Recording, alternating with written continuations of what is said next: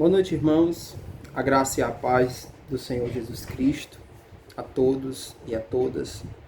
Que Deus possa abençoar a sua vida nesse culto maravilhoso ao Senhor. Quero trazer uma palavra para todos nós. Inclusive, quero ser breve aqui, pretendo ser breve, falando sobre 3 inimigos que a igreja tem. 3 inimigos que você, enquanto igreja, vai perceber diante da nossa caminhada cristã. A Bíblia nos alerta sobre isso e nós vamos ver isso claramente com o discernimento espiritual, com os olhos espirituais. Nós vamos conseguir observar esses 3 inimigos do povo de Deus. Eu quero ler um texto da palavra do Senhor, lá em Mateus capítulo 26, verso 41, foi um alerta que Jesus deu a Pedro, e a Tiago e a João, justamente ali no jardim do Getsêmani. Ele alertou, sobre a tentação. E essa tentação, ela pode vir de muitas formas diferentes. Ela vem justamente por meio desses 3 inimigos que a igreja de Deus possui. Então eu vou ler Mateus 26, capítulo 26, verso 41, depois nós vamos orar. Diz assim, Mateus 26, versículo 41. Jesus disse, vigiai e orai para que não entreis em tentação. Na verdade, o espírito está pronto, mas a carne é fraca. Oremos. Bendito Deus e Pai do nosso Senhor e Salvador Jesus Cristo. Obrigado, Pai, pela Tua graça e Teu amor. Abençoe, Pai, esse momento. Direcione-nos na Tua verdade. Que possamos estar com o coração atento ao que o Senhor deseja falar ao nosso coração. Edifica e alimenta a Tua igreja por meio do Teu Evangelho. Em Jesus Cristo. Nós Te agradecemos e Te rogamos em nome de Jesus. Amém e amém. Nós, enquanto povo de Deus, o Senhor nos traz aqui uma exortação e um conselho. Ele diz, vigiai e orai, para que não entreis em tentação. Pergunta é, o que pode tentar o povo de Deus? O que pode nos atrapalhar? O que pode, por exemplo, nos desviar do Senhor? Tem três inimigos ferrenhos que vão lutar continuamente para nos tirar do caminho do Senhor. E eu vou, junto com os irmãos, acompanhar na Bíblia onde estão esses 3 inimigos. Primeiramente, eu quero que você pense em uma pedra, em uma pedra que fica ali no meio de um rio, uma rocha. E a água do rio desce e passa por essa rocha. Vou criar aqui uma imagem, para que nós possamos entender quem é o cristão e quem são esses 3 inimigos. Então pense nessa pedra, nessa rocha, que é colocada ali no meio de um rio, e o fluxo da água passa sempre por essa rocha. Quando eu estava estudando essa palavra, me veio à mente essa metáfora, essa imagem de como nós somos justamente essa pedra, que somos colocados ali no meio do mundo, no meio da vida, e o fluxo da água, a correnteza passa o tempo todo, querendo nos levar, e nós somos ali aquela resistência. Estamos sempre na contramão do fluxo da vida. Pois bem, esses 3 inimigos é justamente essa água que o tempo todo está batendo em nós, enquanto rocha, enquanto igreja, enquanto alguém que está fixo nessa rocha. E essa água está o tempo todo batendo tentando levar, e nós sempre nessa contramão desse fluxo que tenta nos levar. Assim também nós, enquanto igreja, estamos também no meio de uma guerra espiritual. No meio de uma guerra contra esses três inimigos da igreja. Inclusive, se nós conseguimos perceber essa guerra, se nós combatemos esse bom combate, é um sinal que nós estamos vivos. Quando nós perdemos a noção dessa guerra, quando nós não entendemos a vida cristã como um campo de batalha, nós estamos dormindo. Nós estamos como Pedro, Tiago e João. Nós não estamos vigiando, nós estamos dormindo na nossa fé. Ou muitas vezes até desviados e distantes de Deus, quando nós não sentimos mais essa luta, essa resistência, quando nós não somos mais essa pedra que resiste o tempo todo ao fluxo do mundo, do diabo e do nosso coração, nós já estamos indo junto com esse fluxo, com essa água, já estamos descendo o rio abaixo, no caminho largo do mundo, a caminho do penhasco, do pecado e da queda. Então pense nessa imagem, porque nós somos essa pedra e essa água, esse fluxo, é justamente os três inimigos da igreja. Quem são esses inimigos? Quem são esses adversários que resistem o tempo todo, que nos convida, que tenta nos seduzir, que nos tentam, como diz Jesus, que já derrubou muitos, que derrubará? Quem são esses três inimigos? O primeiro deles, melhor dizendo, né, é bem conhecido de nós enquanto cristãos. É o diabo. É o diabo. Diz lá 1 Pedro 5,8, o próprio Pedro, quer dizer, a própria Bíblia diz: o diabo, o vosso adversário, anda em derredor, bramando como um leão, buscando a quem possa tragar. Então, é uma imagem muito clara que a Bíblia faz dele, o vosso adversário. Alguém que quer ver a nossa derrota. Alguém que está para nos derrotar. Alguém que deseja o nosso mal, a nossa separação de Deus. Ele não respeitou nem Jesus Cristo, o meu e o seu Senhor. A Bíblia nos mostra, no início do Evangelho de Mateus, a tentação de Jesus. Mateus capítulo 4 nos mostra a tentação de Jesus. Ele não respeita ninguém que tenha muito tempo na igreja, pouco tempo, que seja pastor, presbítero, diácono, do louvor, não importa quem seja, ele não respeita. Não respeita no sentido de que não existe ninguém que não esteja vulnerável a ele, que não esteja exposto, melhor dizendo, exposto a ele. Por quê? Porque nós temos que vigiar. Jesus disse: vigiai. Ele é um adversário que tem estratégias. Paulo vai falar que ele tem ardis. Paulo vai dizer que ele pode se transformar até no anjo de luz para mostrar que ele pode parecer com tudo aquilo que a gente deseja. Na tentação de Jesus, nós vamos já ler esse texto, ele mostra a Jesus todo o seu reino e o seu poder. Então o diabo pode parecer com tudo aquilo que a gente quer. O diabo pode ser uma porta aberta. E nós vamos já saber como a gente pode identificar. Quando é o nosso adversário? Quando algo é de Deus ou não é? Isso é possível. É possível de se... É possível. Né? É possível. A Bíblia foi escrita para isso.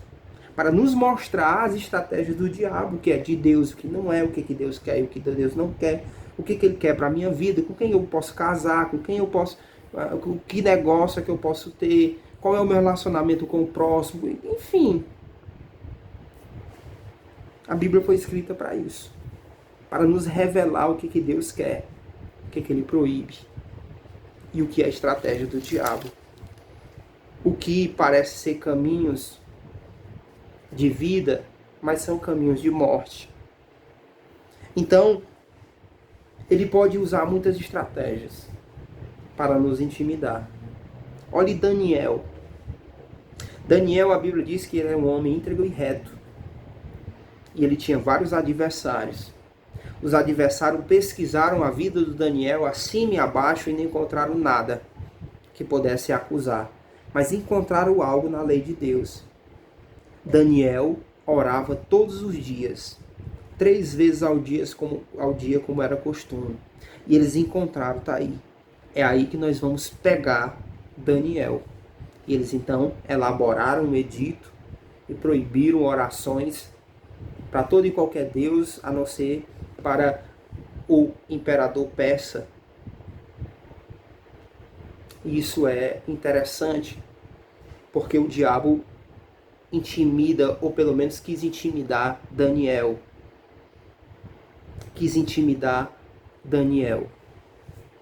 Então, ele usa muitas estratégias para nos intimidar. Nós sabemos que nesse momento nós estamos passando por uma pandemia, né? Uma pandemia que misturou política e os interesses do coração do homem. Quando eu falo só em relação à política, mas não é isso. É onde estiver o homem, existe a corrupção do coração do homem. Em todos os espaços. E evidentemente que muitas coisas estão por trás disso tudo, inclusive espirituais. A gente não pode ser ingênuo de não achar que o Deus desse século, que o mundo jaz no maligno, que o sistema conspira com o maligno. Também sabemos que Deus é soberano, mas nós sabemos também que vez por outra Deus solta um pouco a corrente do diabo. Solta um pouco da corrente do diabo, como ele fez com Jó. Portanto, nós não podemos ser ingênuos. Nós não podemos ser ingênuos e achar que não existe também uma estratégia diabólica aproveitando tudo isso que está ocorrendo para nos intimidar, para tirar a nossa fé, tirar o nosso culto de uma forma sincera a Deus, fazer com que a gente possa adorar de forma errada, que a gente nem tenha a mesma postura diante dos cultos online que está ocorrendo. A gente não pode ser ingênuo, não, meus amados irmãos. A gente tem que entender essa guerra e os nossos inimigos que estão lutando o tempo todo contra a igreja. Portanto, esse é o primeiro adversário, o diabo. O segundo, esse é o nosso grande parceiro, muitas vezes. Quem? Nós mesmos. Ou seja, o nosso próprio coração. Devido ao pecado dos nossos pais, nós herdamos a corrupção, o amor pelo pecado, a disposição ao pecado, o coração enganoso e perverso, de Ezequiel 17:9. E Paulo, em Romanos, vamos ler esse texto, né? Romanos, capítulo 7, ele vai falar sobre essa lei que está no seu corpo. Romanos 7, 14 ao 24, diz assim. Romanos, capítulo 7, 14 ao 24, diz assim. Bem sabemos que a lei é espiritual, mas eu sou carnal, vendido como escravo ao pecado. O que faço não entendo, pois o que quero, isso não faço, mas o que não quero, isso faço. E, se faço o que não quero, consinto com a lei que é boa. De maneira que agora já não sou eu que faço isso, mas o pecado que habita em mim. Eu sei que em mim, isto é, na minha carne, não habita bem algum. Com efeito, o querer está em mim, mas não consigo realizar o bem. Pois não faço o bem que quero, mas o mal que não quero, esse faço. Ora, se eu faço o mal que quero, já não faço eu, mas o pecado que habita em mim. Acho, então, esta lei em mim, que, quando eu quero fazer o bem, o mal está comigo. Pois segundo o homem interior, tenho prazer na lei de Deus, mas vejo nos meus membros outra lei que é batalha contra a lei do meu entendimento e me prende debaixo da lei do pecado que está aos meus membros. Miserável homem que sou, quem me libertará do corpo dessa morte? Então, essa é a grande declaração de Paulo sobre um inimigo, sobre algum fluxo, pegando aqui novamente a imagem do rio, que vai na contramão daquilo que Deus quer, a nossa carne. Paulo diz, né? Eu bem sei que na minha carne não habita bem algum. Nós temos um grande inimigo, a nossa própria carne. Ela vai lutar o tempo todo para não orarmos, para não buscarmos a Deus, para não nos humilharmos, para não pedirmos perdão e nem perdoar, para não descermos do orgulho, da soberba, a avareza, a cobiça. Tudo isso são frutos da carne, está lá Gálatas dizendo sobre isso. E isso o tempo todo está dentro de nós, arraigado, né? Tem raízes. E o cristão está sempre lutando com isso. Todos os cristãos. Existem muitos lugares do mundo onde o evangelho não chegou ainda. O mundo é muito grande, né? Nós sabemos disso. Existem muitos locais onde o evangelho não chegou. Pois é. Mas existem também muitos locais no nosso coração onde o evangelho não chegou ainda. Todo homem, toda mulher de Deus precisa tratar algo na sua vida ainda onde Deus não tratou. Ninguém nunca vai chegar à perfeição.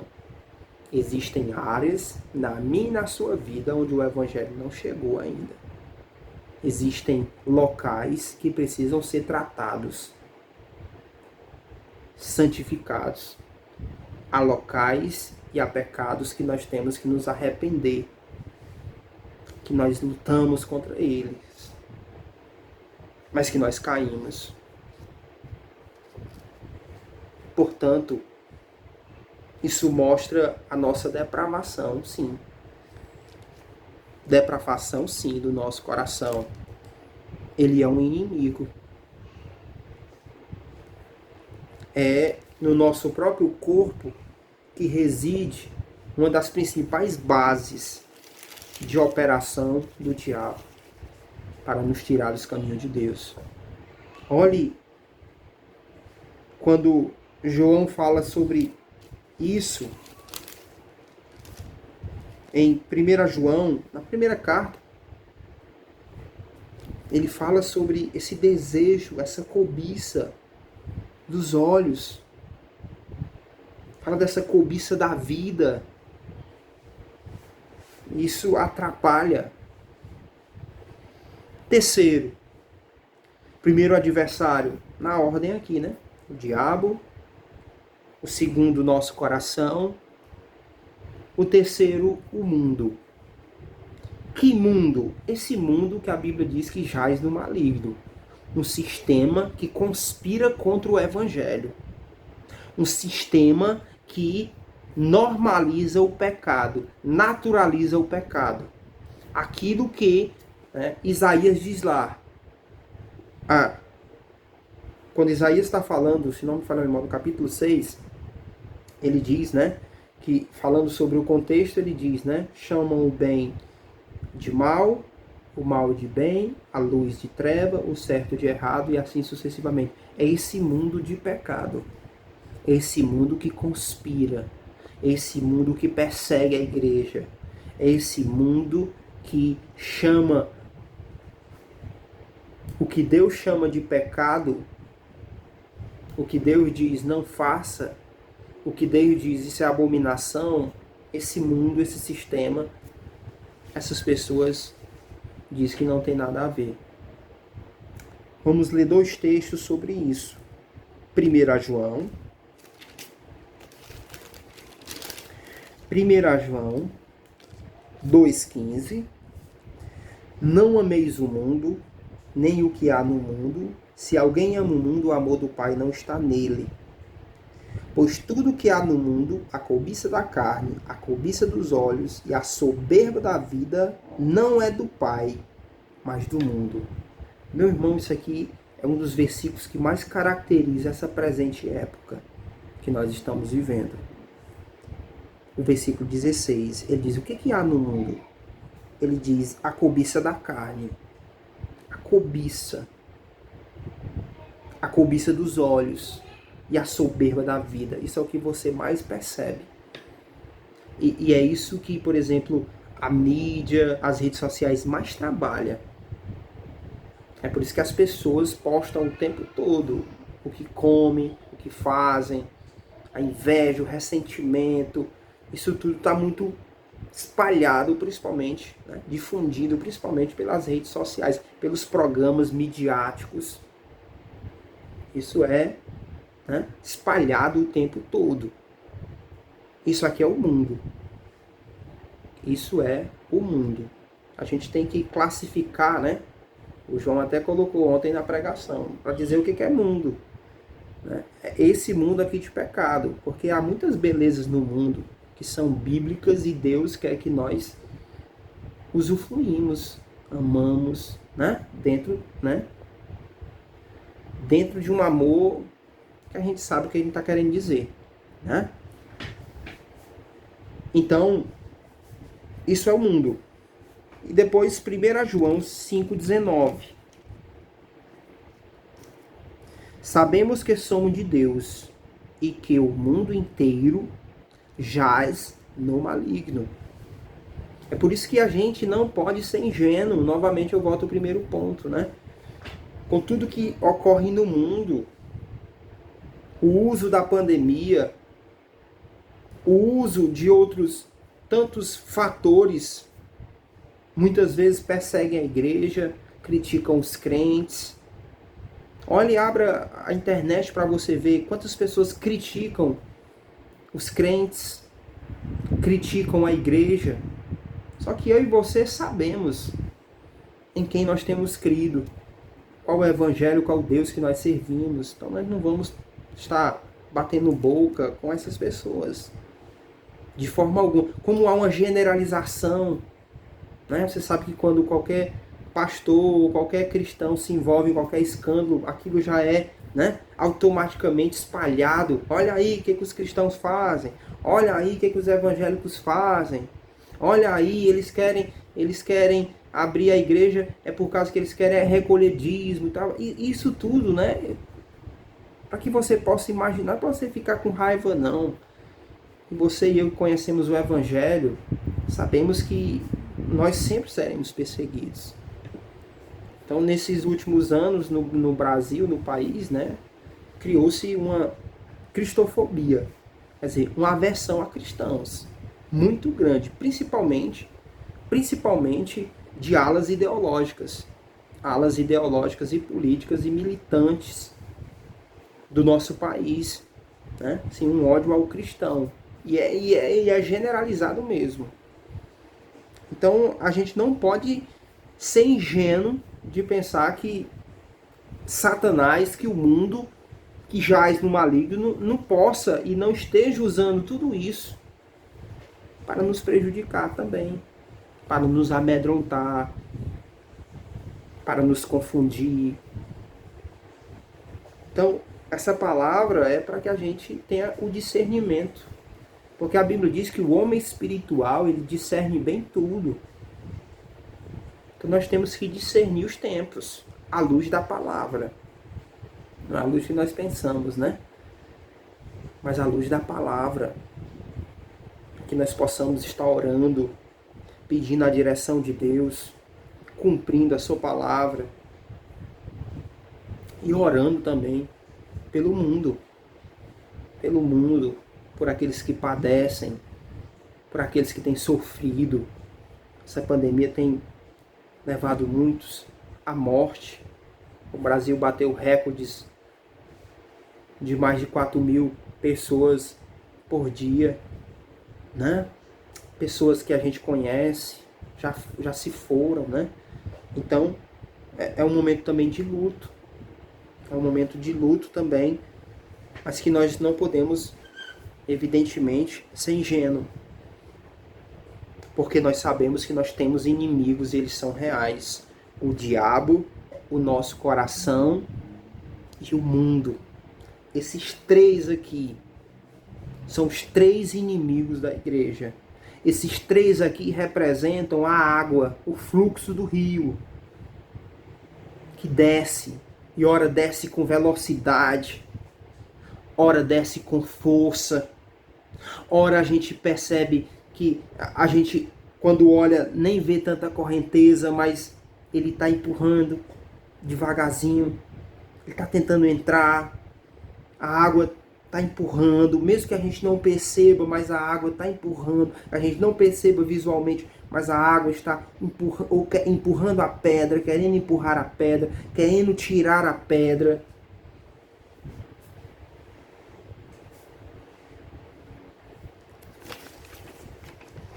Se estamos numa guerra, rodeado de inimigos, rodeado dessa correnteza que tenta nos levar para o penhasco e nos derrubar, o que nós devemos fazer? O que Jesus ensinou a Pedro, Tiago e João. Mateus capítulo 26, eles estão no Monte Getsêmani, inclusive nós pregamos isso domingo passado, e Jesus tira um tempo para orar, e toda vez que volta, 3 vezes eles estão dormindo. Aí Jesus diz, vigiai, para que não entreis em tentação. Ou seja, nós devemos estar alertas, sempre observando. Pense aqui numa imagem agora de uma guerra. Quem está no posto ali não pode dormir, porque o inimigo vem de surpresa. Se nós estivermos alerta, nós vamos perceber a ação do diabo, quando o nosso coração vai querer nos levar para distante de Deus, quando a nossa carne quer nos levar para a desobediência, e quando o mundo também quer nos afrontar, nos amedrontar e tirar a nossa fé. Nós vamos perceber isso se nós estivermos vigiando, em oração. Como nós podemos vencer?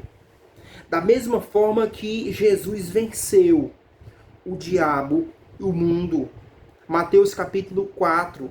O diabo mostra todo o seu reino, quer dizer, mostra as belezas do mundo, a cobiça dos olhos, a soberba da vida. E Jesus vence ele com a palavra.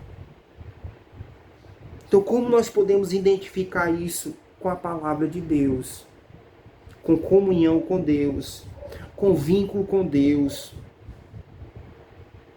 Como Jesus, nós devemos ter convicção do nosso chamado, saber quem nos chamou e qual a nossa missão aqui na terra.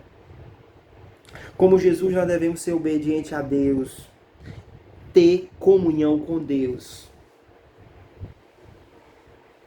Pedro, Tiago e João, eles não estavam dormindo até enquanto eles estavam orando. Mas quando eles pararam de orar, eles dormiram. Assim também nós, quando paramos de ter comunhão com Deus, de nos santificar, de buscarmos, de servirmos, nós dormimos. Você que não é da igreja, ou está afastado, se você não é da igreja ou está afastado, reconhece que está distante de Deus, você está sobre esses 3 domínios. Paulo diz isso lá em Efésios. O Deus Antes estávamos segundo Deus da potestade do ar, do filho que opera na desobediência. Então venha para Cristo. A obra de Cristo nos liberta desses 3 inimigos. A fé e o arrependimento em Cristo nos liberta do domínio do diabo, da força da carne na nossa vida. Nós conseguimos vencer por meio de Cristo. E nós conseguimos vencer o mundo. Essa é a vitória que vence o mundo, a vossa fé, diz João na sua epístola. Que Deus possa nos abençoar. Agradeço a oportunidade, em nome de Jesus.